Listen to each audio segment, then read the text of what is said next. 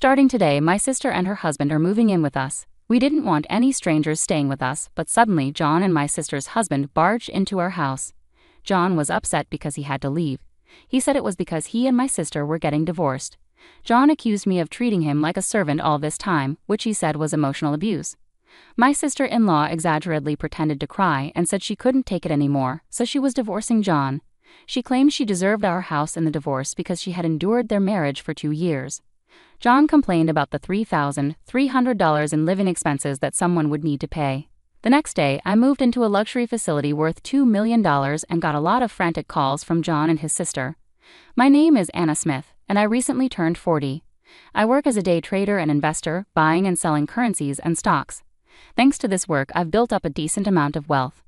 Despite having a congenital illness that isn't life-threatening but requires caution, doctors have advised me against overexerting myself and cautioned about the risks of childbirth. My parents didn't shield me from this reality. They taught me from a young age to confront my illness with determination. My father, who worked at a brokerage firm, passed down his knowledge of stocks, which has allowed me to make a living from it. My husband, John, is 30 years old, 10 years younger than me, and we've been married for 2 years. We met when he started working as a waiter at my favorite restaurant. Initially, I just saw him as a cute guy at work, but over time we grew closer, transitioning from friends to lovers. Before long, marriage was on our minds. Worried that I couldn't have children, I initially turned down his proposal. But John reassured me, saying, "I want to spend my life with you, Anna. That's why I proposed. If I wanted kids, I would have chosen someone else. Don't you trust me?" I was overwhelmed with happiness and tears when I decided to accept John's proposal. Shortly after we married, John surprised me by saying, "I'll stay home and take care of everything. I don't dislike my job as a waiter, but wouldn't it be easier for you if I handled things this way? Plus, you know I'm good at cooking." It's true. John has a knack for cooking and has always had a passion for food. Even though he wasn't formally trained, he picked up a lot just by observing and learning. That's actually how we first connected. My brother works in the restaurant industry, and when John found out, he was eager to talk about his dream of owning his own place someday. When I questioned what would happen to his dream if he became a stay-at-home husband, John responded firmly, "Do you think being at home means I can't pursue my own goals? That's a narrow view. Taking care of the home is important work. Besides, I want to be with you as much as possible." His eyes sparkled with sincerity, and I realized how much he valued our time together. When he sweetly proposed the idea of him staying at home, I couldn't resist agreeing. Initially, things went smoothly with me focusing on work while John took care of the house. But gradually, things changed. The neatness of our newly living room gave way to clutter from comic books and video games. John started spending nights playing games in front of the TV, flipping his schedule upside down. "John, this has been getting out of hand lately," I finally confronted him. "Yeah, sorry. I'm really into this game right now. Can you let it slide until I finish it, please?" he pleaded, and reluctantly, I agreed to let him finish. But it didn't stop there. He moved on to the next game, leaving the house in disarray. When we first got married, John was meticulous about cleaning and making our home comfortable. He was such a great stay-at-home husband. What happened? I put up with it for a few months, but one day I couldn't hold back any longer. "John, we need to talk." "Huh? What about?" I felt like I was dealing with a grown man-child instead of my husband. It was like I was a mom telling her kid to finish homework before playing games. "We're married and equal partners. You chose to stay home, so please keep your end of the deal. I'm not saying you can't have fun, but finish your responsibilities first." I laid it all out, and John paused before replying, "Understood. I'm sorry for slacking. I'll only play after I finish my chores, I promise." True to his word, John resumed his duties as a stay-at-home husband, but something had changed. He seemed constantly unhappy. Before, he used to cook with joy and take pride in keeping the house tidy. Now he rushed through tasks and retreated to his room. Instead of gaming in the living room and reading comics on the sofa, he played online games in isolation. More and more, John would say things like, "Sorry, I have a dungeon raid tonight. Can you eat alone? I'll wash the dishes later." I'd watch him go to his room while I ate dinner by myself. Even if the food tasted good, eating alone made it less enjoyable. But since he was doing his housework as promised, I didn't say anything. It wasn't just dinner. "I have a guild battle tonight. Not sure when I'll be back. Go to bed without me," he'd say, and then wouldn't return to our bedroom. This happened almost every night. During the day, he'd often go out alone. If I asked where he was going, he'd just say shopping and wouldn't come back until evening. He always made sure to prepare my meals and leave them ready, which started to feel like a mocking gesture. He took care of all the chores, cleaning, laundry, cooking, so I felt I couldn't complain, but this wasn't a family life. It felt like having a live-in housekeeper. We hardly spoke anymore. I would eat my prepared, cold meals alone, change into freshly washed clothes, and sit in the spotless house, feeling deeply lonely. In those moments I often thought that being alone might actually feel less lonely. I'd find myself staring at John's closed bedroom door, tears welling up from the sadness. Yet I held on to hope that things would improve. I believed we'd return to our normal happy life together, so I endured silently. Then after about a year of this lonely routine, John suddenly dropped a bombshell. Starting today, my sister and her husband are moving in with us. Can't strangers find another place? I protested as John and his sister-in-law's husband barged into our house. I was completely taken aback. I distinctly remembered when John had moved in with me after we got married, his sister and her husband had found their own apartment. "What do you mean, John? Are you moving out to go back to your old apartment?" I blurted out in confusion. The three of them exchanged glances and burst into laughter. No, I'm staying here with my sister and her husband." "You're the one who's moving out," John clarified, leaving me utterly confused. "Why do I have to leave this house?" I asked, bewildered by the sudden turn of events. "Because we can no longer live together as a married couple," John claimed, accusing me of treating him like a maid and emotionally abusing him. "That's awful, John," my sister-in-law chimed in dramatically, pretending to wipe away tears that weren't there. "But I can't take it anymore. I'm divorcing you. I'll be taking the house and the property division. I endured this life for 2 years, so I deserve it, right?"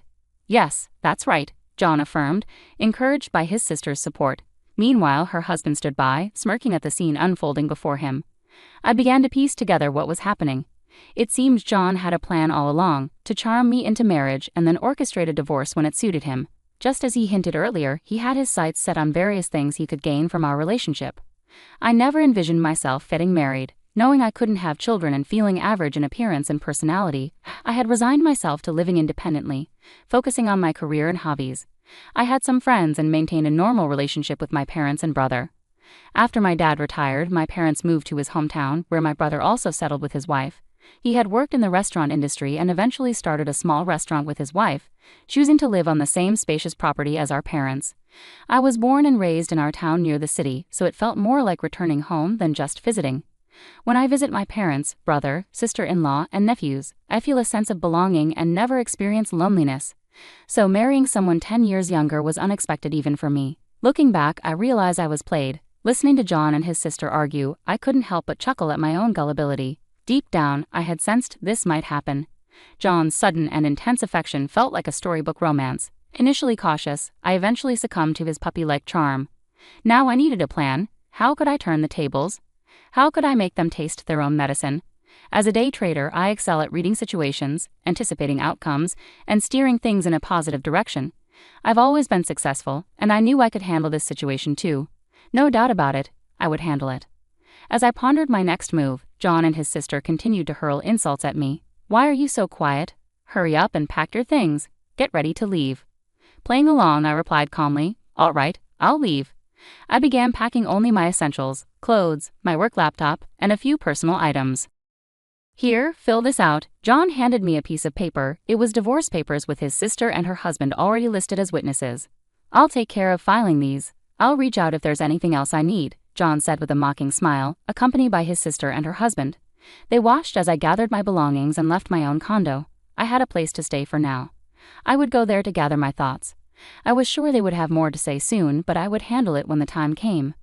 I drove away from the condo, heading towards my destination. When I arrived, I had a peaceful night's sleep and woke up feeling refreshed. I slept in later than usual and enjoyed a leisurely brunch. The food here was always delicious. It had been over 2 years since I had visited this place, especially since getting married. I started by messaging John on WhatsApp, informing him of my current whereabouts and letting him know that my lawyer would handle everything from now on. The phone rang almost immediately, quicker than I had expected. "What is going on here?" I heard John's sister yelling in the background, her words slightly muffled. "What do you mean?" I replied calmly. "Don't pretend you don't know. Where are you?" John demanded, his voice tense. "I'm here because I was kicked out. Is that a problem?" I replied evenly. "That's not what I meant." John's frustration was clear. "That's a high-end resort, a members-only place. Why are you there?" "Because I'm a member," I stated matter-of-factly. "You never told me that," John protested. "Exactly, because it wasn't relevant," I explained. As John said, it's a prestigious place, not just a hotel, but a luxury resort with lifelong care services. There's even a hospital nearby. It's known for its exclusivity, with an entry fee starting at $2 million, which made headlines. Why did you become a member there? John asked, bewildered. Because I invested in the membership, I replied calmly. On the other end, John sounded baffled. Someone suggested you should leave, right? So I decided to live here. If you want to stay in the house, go ahead. Just remember to pay the $3,300 monthly rent. But that's your house. What do you mean rent? I've decided to sell it. I've been considering this for a while, and I won't be living there anymore, I explained calmly. I never planned on getting married, and I bought this place to ensure I wouldn't burden anyone in my old age. I had already purchased the condo I lived in until yesterday, but I knew I had to secure this spot quickly because prime facilities like this rarely become available. I took the opportunity with both hands. My plan was to move in here when I'm older. It's a bit far from the city, so retiring here full-time while I can still work felt premature. I kept it as a vacation home, visiting occasionally to unwind, but I kept it a secret from everyone except my accountant and lawyer. Give me that place too, John suddenly demanded. I should get half of it. How convenient for him. I was astonished by his audacity. I have no intention of giving it to you. From now on, please communicate with me through my lawyer. You have their contact information, right? Goodbye. With that, I hung up the phone and turned it off. I decided to head to the spa to unwind, not just from the stress of yesterday but from the past 2 years altogether. To my surprise, John and his sister's family showed up at the hotel the next day. John argued at the front desk, insisting he had the right to enter because he was family. However, I had already instructed the staff not to allow anyone in without my explicit permission. This place was highly professional and respected my wishes. Initially, I contemplated ignoring them completely, but I didn't want to create any trouble for the facility. Reluctantly, I agreed to meet them in the hotel lobby, a public place with concierge nearby in case I needed assistance. When I asked what they wanted, John smiled and said, "Anna, you're so secretive. Why didn't you tell me about this place? Why keep it a secret?" "Yeah, why hide this from us?" his sister chimed in, echoing his smile. Looking at them together, they bore a striking resemblance not just in appearance but also in their manipulative nature. "We're no longer family, so there's no reason to inform you. Please leave now, you're causing a disturbance." "We're still married," John retorted firmly. "No, we're not married anymore. I filed for divorce yesterday at the county office," I informed John calmly, reminding him that it was actually me who had taken that step. "Why didn't you tell me?" he asked, seemingly forgetting that he had initiated the divorce proceedings and handed me the papers. "Don't worry, divorced couples can remarry without waiting 6 months," his sister chimed in with a tidbit of information she had picked up somewhere, looking hopeful. "No, thank you," I replied firmly. I stood up and walked back to my room, disregarding their attempts to follow me. The concierge intervened to stop them. "I won't give up. I'll come here every day to show you how much I love you," John exclaimed, determinedly. "You're so slick, John," I muttered under my breath as I walked away, feeling drained by their pathetic display. Without delay, I contacted my lawyer to take immediate action.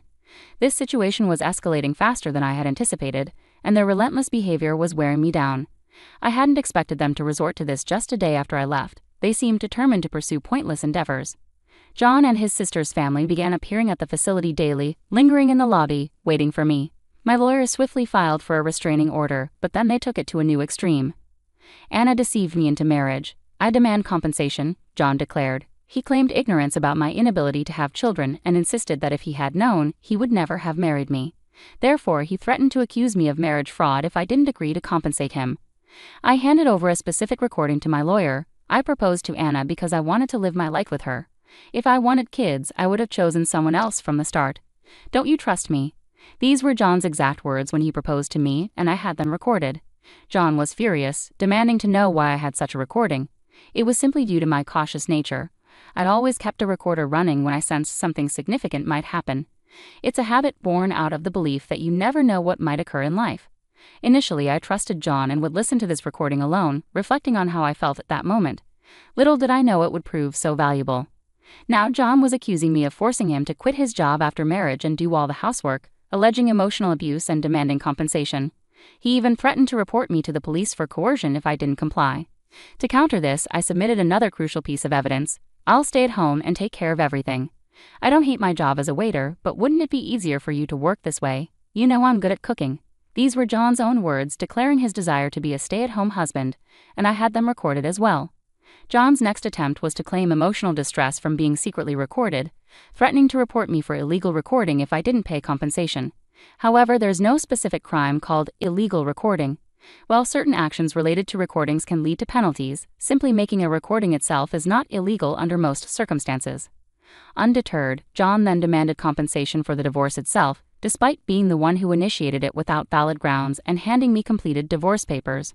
I had recorded that conversation as well.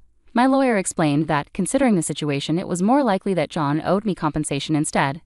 Finally, John tearfully pleaded for a division of assets. I agreed to consider his request and promised to assess the assets fairly. I need you to vacate the condo. Once we've evaluated everything, we can meet at the lawyer's office. They left without further protest, allowing me to sell all the condo's furnishings and list the property for sale. As I had predicted, due to the increasing property values, it sold for a higher amount than initially anticipated. When I presented the total asset figures, John and his family were initially hopeful, assuming they'd get a substantial portion. So, I did half of this. John eagerly asked upon hearing the total in the tens of millions. Not quite. These figures reflect only assets acquired before our marriage, I clarified through my lawyer. John's expression turned to anger when he received a document showing his share as zero. The lawyer patiently explained, "The bulk of these assets were acquired before your marriage, John, so legally you have no claim to them. Regarding post-marriage income, you were entitled to half, but after deducting living expenses, necessary costs, and the compensation Anna claimed, your share amounts to a negative value." "Why do I owe compensation?" John demanded. The lawyer then presented the evidence. John had been unfaithful. His affair was with a woman he met through an online game. John had divulged details about me, mentioning my age and health condition, claiming he would inherit all my assets if anything happened to me, and boasting about his unrestricted spending. The woman didn't take him seriously but went along with it for the money he provided. She agreed to testify under the condition that I wouldn't seek compensation from her. "And here's another thing," she said. I played a recording of the girl's testimony where she confirmed John's statements about my health condition and his cynical remarks about having a child with me. "Consider yourself lucky you're not facing legal consequences. Thanks to you, I've had some interesting dreams and enjoyed good food. Let's call it even, and I won't pursue this any further," I told John firmly. He hung his head in defeat and accepted the outcome. Thus, my brief marriage came to a messy end. I haven't kept track of what happened to John and his sister's family afterward, nor do I have any interest in knowing, as long as they stay out of my life. That's all that matters to me now. Dwelling on it would only prolong my misery. The emotional toll was significant, but thankfully I have the resources and time to heal. I decided to take a world cruise on a luxury liner where I met people from all over the globe, explored numerous destinations, and had a truly wonderful time. There were moments when I felt a spark with some individuals, but memories of John held me back. I was determined not to let myself get hurt again.